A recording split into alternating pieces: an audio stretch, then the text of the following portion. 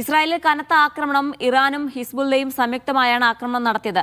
വടക്കൻ ഇസ്രായേലിൽ മിസൈലുകൾ നേരിട്ട് പതിച്ച് സ്ഫോടനമുണ്ടായി. നിരവധി പേർക്ക് പരിക്കേറ്റതായി റിപ്പോർട്ട്. 6 പേരെ ആശുപത്രിയിലേക്ക് മാറ്റി.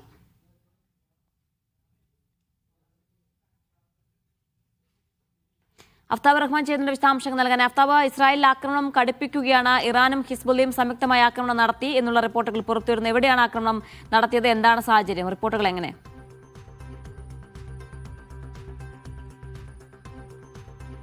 അജീന, ഇന്ന് വൈകിട്ട് മുതൽ തന്നെ വലിയ തോതിൽ മിസൈൽ ആക്രമണ ശ്രമങ്ങൾ ഇസ്രായേലിനകത്തേക്ക് നടന്നിട്ടുണ്ട്. നമുക്കറിയാം, ഇറാനിൽ നിന്നും മിസൈൽ പുറപ്പെട്ട ശേഷം ഏതാണ്ട് 3 രാജ്യങ്ങൾ കവർ ചെയ്ത് വേണം അവ ഇസ്രായേലിലേക്ക് എത്താൻ. ഇതിനിടയിൽ ഭൂരിഭാഗവും ഇസ്രായേലും ഒപ്പം തന്നെ സമീപ രാജ്യങ്ങളും പ്രതിരോധിക്കുകയും ചെയ്യുന്നുണ്ട്. ഇതിനിടയിലാണ് നിരവധി മിസൈലുകൾ ഇതെല്ലാം മറികടന്ന് ഇസ്രായേലിന്റെ ആകാശത്തേക്ക് പ്രവേശിക്കുന്നത്. ഇന്ന് വൈകിട്ട് നിരവധി മിസൈലുകൾ പ്രതിരോധിച്ചിരുന്നു. അതിനിടയിൽ ചില മിസൈലുകളുടെ ഭാഗങ്ങൾ നിലത്ത് പതിക്കുകയും ചിലയിടത്ത് കാര്യമായി നാശനഷ്ടം ഉണ്ടാവുകയും ചെയ്തു.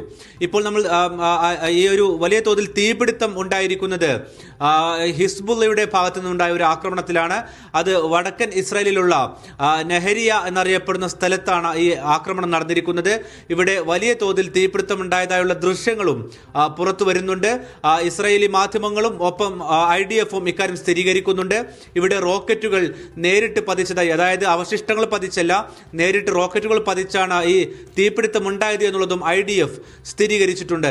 ഏതായാലും ഈ ആക്രമണത്തിൽ നിരവധി പേർക്ക് പരിക്കേറ്റതായാണ് ഇസ്രായേൽ അറിയിക്കുന്നത്. അതിൽ തന്നെ 6 പേരെ ഇപ്പോൾ ആശുപത്രിയിലേക്ക് മാറ്റിയതായി അവർ സ്ഥിരീകരിക്കുകയും ചെയ്യുന്നു. ഇതിൽ തന്നെ എടുത്തു പറയേണ്ട മറ്റൊരു പ്രധാനപ്പെട്ട കാര്യം, ലെബനോനിൽ ഹിസ്ബുള്ളയുമായുള്ള ഏറ്റുമുട്ടൽ വലിയ ഒരു സംഘർഷത്തിലേക്ക് ഇപ്പോഴും നീങ്ങിക്കൊണ്ടിരിക്കുകയാണ്. ഇവിടെ കരസേന, ഇസ്രായേലിന്റെ കരസേന ലെബനോനകത്ത് പ്രവേശിച്ചിട്ടുണ്ട്. വലിയ തോതിലുള്ള ആക്രമണം നടക്കുന്നുണ്ട്, ഏറ്റുമുട്ടൽ നടക്കുന്നുണ്ട്. നിരവധി സിവിലിയന്മാർ കൊല്ലപ്പെട്ടിട്ടുണ്ട്. മരണം 900 കവിഞ്ഞതായാണ് ലെബനോനിൽ നിന്നുള്ള റിപ്പോർട്ടുകൾ. എന്ന് വെച്ചാൽ ഇറാനൊപ്പം തന്നെ ലെബനോനകത്തും വലിയ തോതിലുള്ള സിവിലിയന്മാർക്ക് നേരെയുള്ള ആക്രമണങ്ങളും കൊലപാതകങ്ങളും ഒരേ സമയം നടക്കുന്നുണ്ട്.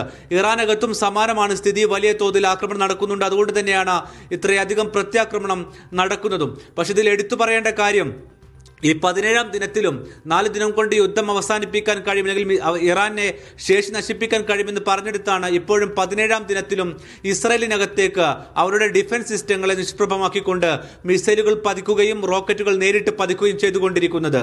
ജീന.